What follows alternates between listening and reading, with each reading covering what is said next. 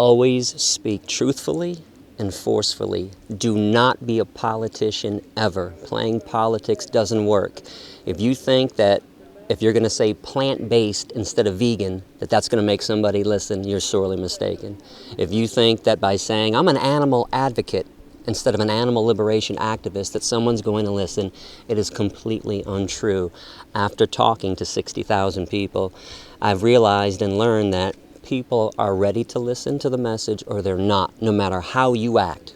I can be as sweet as Gandhi or as radical as early Malcolm X, and it will not change one person's mind about the issue of veganism and animal rights. It all depends upon the person, whether they're willing to listen. I'll give you an example. A couple times a year, I have speeches that turn into a Jerry Springer show. People want to scream and yell at me. I don't want to do it, but they want to start. So recently, one of these lectures happened, and the student told me that I was rude and abrasive. I said, okay. Do you think everybody feels that way? And they said yes. I said, well, we're going to take a vote on that. There were about 40 students in the class. I said, raise your hand if you thought I was rude and abrasive. 7 people raised their hands. So I said, okay, that leaves 33 people that didn't think I was rude and abrasive and listened to what I had to say. So I pointed to the student and I said, maybe the problem isn't me. Maybe the problem is you.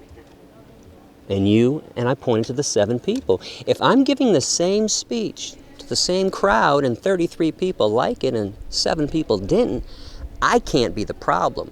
So again, what I'm saying is those 7 people came into that classroom unwilling to listen, no matter what I did, no matter what I said. In fact, there have been some lectures where I've gotten on my hands and knees and begged people to stop killing animals.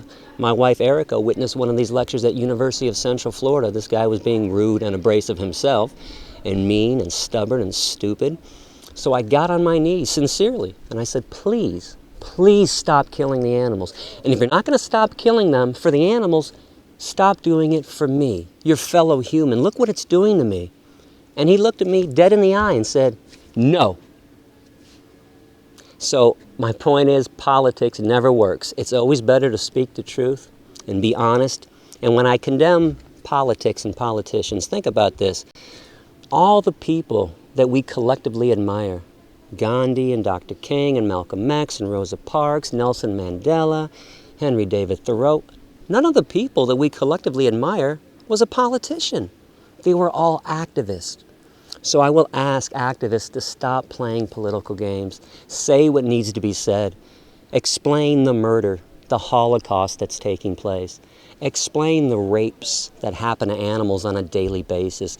Don't be afraid to say these words. These animals are suffering horribly, and when we sit around and play political games, it doesn't benefit them in one bit.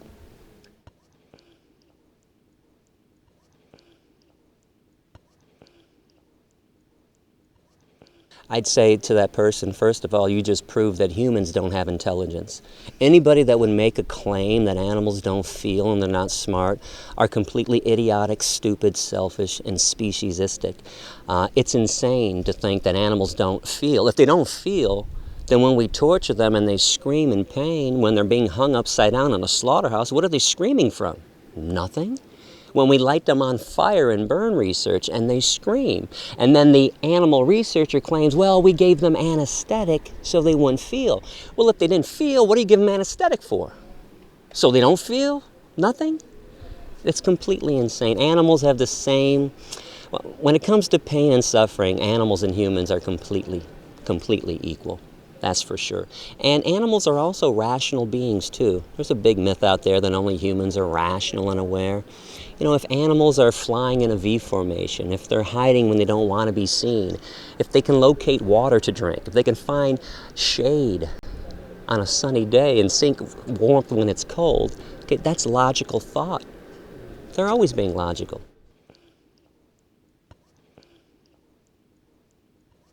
We don't have the right to, but I understand why people feel this way, which is why I want to educate and talk to them and teach them the truth. But you bring up something very important. Our parents are full of lies, completely full of lies because of what their parents told them and what their parents told their parents and what society tells people and religion and government. So what I want to tell people is don't believe things just because your mommy and daddy told you so. Okay, mom and dad have no clue about ethics in most cases, have no clue about how the world should be working, have no clue about proper human to animal relationships. Fortunately, all the vegans I know broke away from their parents and from their parents' training, and they are now thinking logically and compassionately for the first time. If I can go into more detail about family, I know my wife doesn't like this, but I think family is the downfall of society because people end up living for their families, doing whatever their families want, never cutting that invisible umbilical cord that still exists. People would be a lot happier if they cut loose from their families once they hit the age of 18, trust me. No, I think my mom is completely psychotic. I think my sister and her family are completely psychotic. They've actually stopped talking to me because I care about animals. Where's the logic and the sanity in this? I can talk to groups of strangers and they break down and cry and tell me that I've changed their lives, and my own mother, my own sister, and her family won't even listen to me. In fact, I'll tell you about the last time we talked. It was August 19th last year on my birthday. I was passing through Illinois where they live. I was there for one day because that's all I can take from my family anyways. It's not like we were close before that. But we went out to lunch to a place that just put vegan burgers on the menu. I assumed we were all getting vegan burgers because I have a rule that I established in 1997, and it's if you want to sit down and eat with me, you eat vegan. Oh, we don't eat together. I'll see you later on. So we go there and we order, and I hear macaroni and cheese being ordered. I hear a fish fillet being ordered. I hear a vegan burger from my nephew Jacob, and then I hear double cheese. So Erica knows how I am. I turned to her and I said, did I just hear what I thought I heard? And she didn't even want to acknowledge. She's like, yeah. So I explained to my family, I go, you guys know when the last time you saw me? It was 1 year and 7 months ago before that. So we figured it out. It was about 585 days. I said, times that by three meals a day. So we agreed to about 1,800. And then at the top of my voice, I said, you guys have had 1,800 meals to eat whatever you wanted to eat. Today, when I'm in town, you can't have one meal without dead animals and the things that come out of these murdered animals. And I stood up and I left. Walked out, called a taxi cab, took a taxi back to my mom's house, jumped in my car, and left. And again, they still think that I'm irrational for this, when they're the ones that are psychotic. 1,800 meals? You can't have one meal without dead animals? But this is the mentality of most meat eaters and of parents too, because parents also hate to admit that they're wrong. Boy, a parent would hate to say, oh, I taught you something wrong, when I don't get this, because you can't be right all the time. I don't know why parents, like most people, can't just acknowledge the fact that they made a mistake, make amends, apologize for the way they've been living, and evolve, change, move forward. And I don't think the problem of animal abuse and omnivorism is any different in China than it is in America. Everybody has this false belief that they eat. Every time I talk to somebody from a different ethnicity, they say, oh, but I'm Filipino. We really eat a lot of meat over there. Like you eat more meat than we eat in America, breakfast, lunch, and dinner. Everybody does animal flesh for breakfast, lunch, and dinner. It's not worse in China or in India than it is anywhere else. And if I happen to get America or Israel or Italy to go vegan first, that's still a victory. And then we'll just move on to another country and get them to go vegan. That's how it's going to work. I doubt it's all going to happen at once. There's going to be a mass revelation, an epiphany, and the whole world's going to go vegan overnight. Change, unfortunately, doesn't happen that way. I mean, we can look right now in many parts of the world. Women, for example, have achieved equal status, but in most parts of the world, they haven't. So just like women's rights isn't going to happen all at once, neither will animal rights. But you keep on talking and preaching and teaching, and you get women's rights over here, and animal rights over here, human rights over here, animal rights over here, and then eventually we're going to have a peaceful planet where everybody can be treated fairly and equally.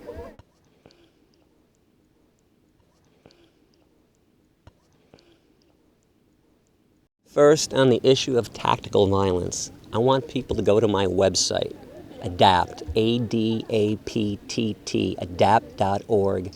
I want you to click other animal rights issues, and then click what's wrong with violence, and actually read the essays that I've written instead of bits and pieces online.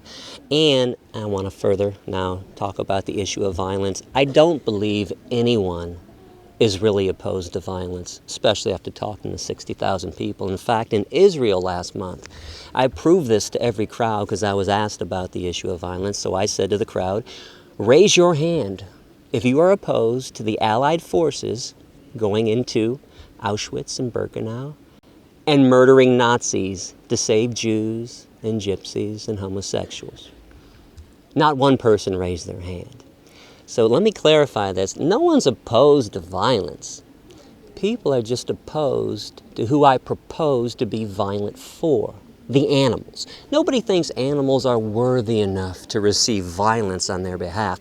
Well, I think the chickens and the turkeys and the pigs and the cows disagree vehemently, and I disagree too. In fact, if you want to think about this further, if you had a pacifist, and you had somebody like me who does practice pacifism but believes that violence has its place, would you want a pacifist fighting for you? Or would you want me fighting for you? Because I'm going to get you out. I'm going to get you out of the torture chamber. I'm going to get you out of the slaughterhouse. The pacifist is going to hold aside and say, hey, please set them free. I'm going to go in with guns drawn. And let me explain this too. If I went into a slaughterhouse and had guns drawn, and people had knives against the throats of pigs, and I said, you drop your knives. The killing is over. It's done. Let them go. It's over.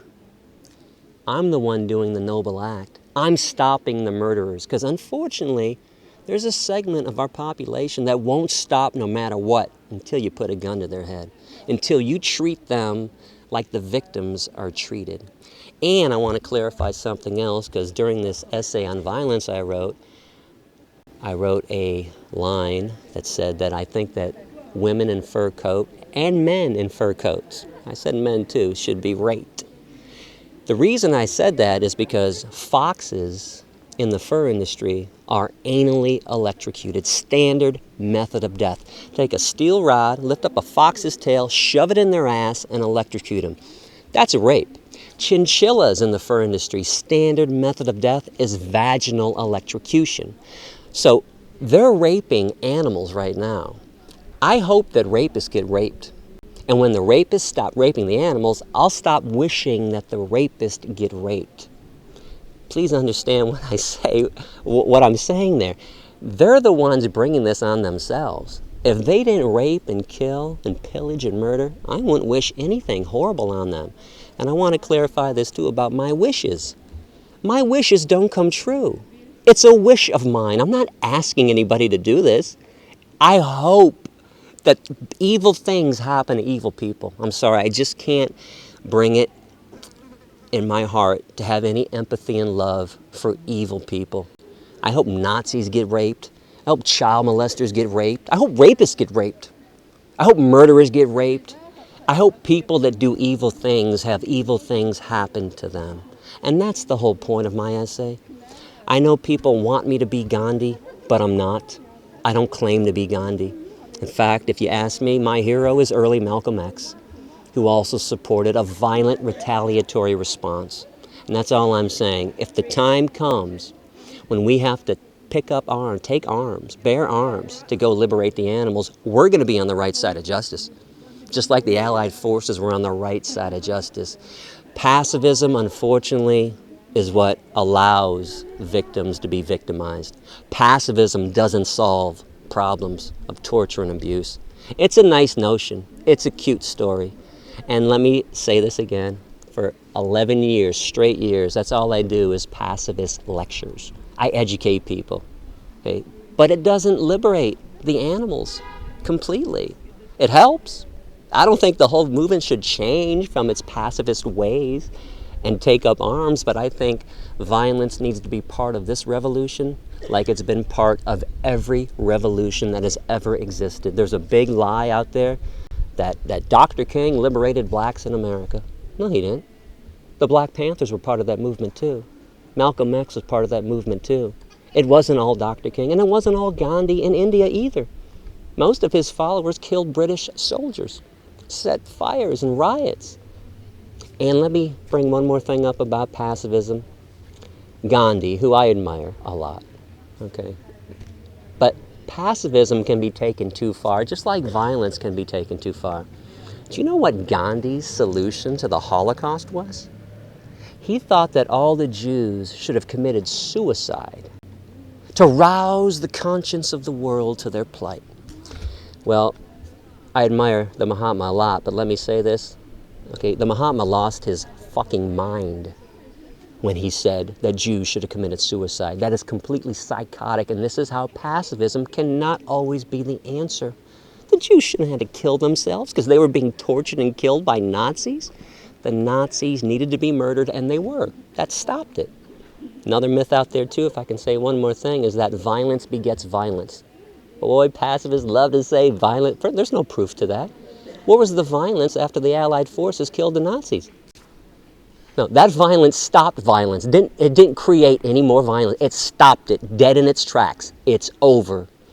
So my point is, don't be so quick to condemn a violent response. I'm not asking people to blow up McDonald's. Okay, that's insane. Okay, those people are robots. You need to teach the robots, you need to deprogram and unbrainwash people.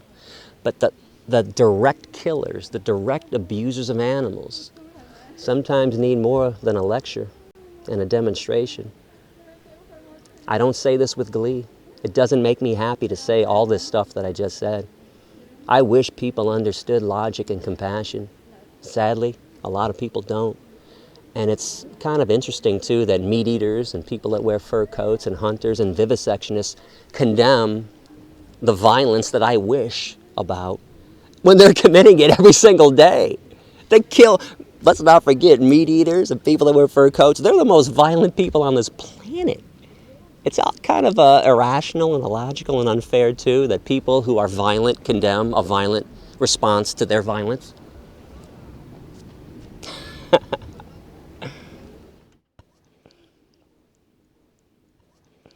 Veganism is the most ethical way to live, and that's why people choose veganism. It causes the least amount of pain and suffering intentionally on this planet. So that's why there's so many people wanting to be vegan. It's the same reason I chose veganism. I don't want to cause pain and suffering to somebody that has never harmed me or harmed anyone else on this planet. I mean, when was the last time a chicken or a cow attacked a human being? How about never? A pig, a turkey, never. We're the ones that attack them. So it's logical to want to be vegan, to want to reduce and eliminate pain and suffering. Even though we have fantasies sometimes about harming people that harm animals, it's logical.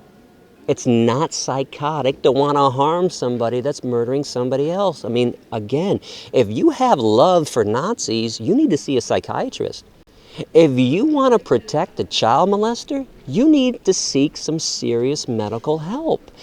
There are certain people that are not worthy of having, there are certain people that are not worthy enough to be treated fairly and equally. When you violate somebody else's right to be free, I think you've given up your right to be treated fairly and freely and equally as well.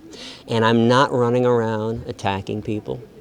I don't have a machete or a 9mm. Okay, I'm not shooting anybody.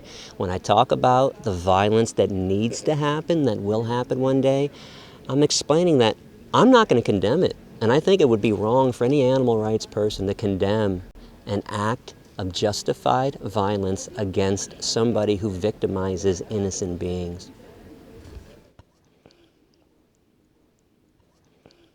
I'm shocked that people are so shocked when I wish rape upon somebody that's evil. At least in America, every time a child molester or a rapist gets sent to prison, people make a joke, and it's, I can't wait till Bubba or Tyrone gets a hold of him in prison. All the time people wish rape on somebody else. The problem is, see, we all accept that child molestation and rape are evil.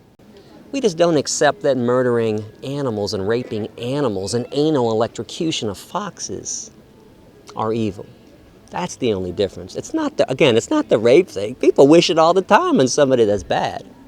And about capital punishment, I'm going to go back to the same thing. If you've taken away somebody else's right to live, if you violated somebody else, a child molester, rapist, or murderer, those are only three groups of criminals that should be executed, you've given up your right to be treated fairly and equally. On top of that, since animals suffer the most and people in prison are eating animals, it's illogical to want to keep people alive in prison because then beautiful animals have to be murdered and killed to feed a child molester? You've got to be out of your mind. I wouldn't kill a tick on the back of a mosquito to save a child molester. And people, we get asked this question all the time. Who was drowning? If a human was drowning or an animal was drowning, who would you save? Well, it depends who the human was. You going to save Jerry Sandusky, the Penn State coach that just got convicted of raping like 50 children? Are you really going to go up in a canoe and save his life? I'm going to take the oar and I'm going to hit him over the head and make sure that he drowns. I would never. There are so many groups of humans that aren't worth saving at all. But people are so in love with humans and so full of vengeance and so full of hate against animals.